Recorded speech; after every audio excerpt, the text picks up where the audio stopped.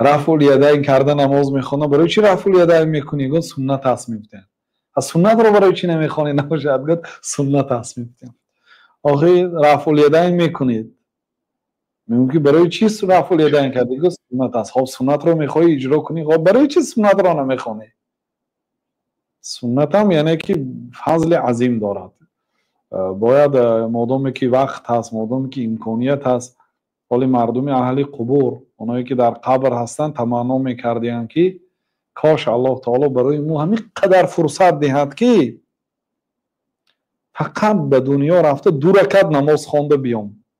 همین قدر وقتیت شد. ولی مردم زندان هم بسیار همیشه تمنیات ها میکردن، اگر من آزاد شدم این کار رو میکنم، اگر من در آزادی میشدم فلان کار رو. هیچی نمیکنن اون کار را، فقط تمنا. وای اینم الله تعالی هم که ولو عادوا ولو ردوا لعادوا لما نهوا عنه وانهم لكاذبون.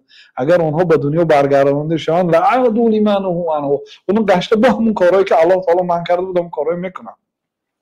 حتی کافرها هم تمنا میکردن که الله ما به دنیا برگردان، ما رفته این دفعه دیگه خیلی کار میکنیم.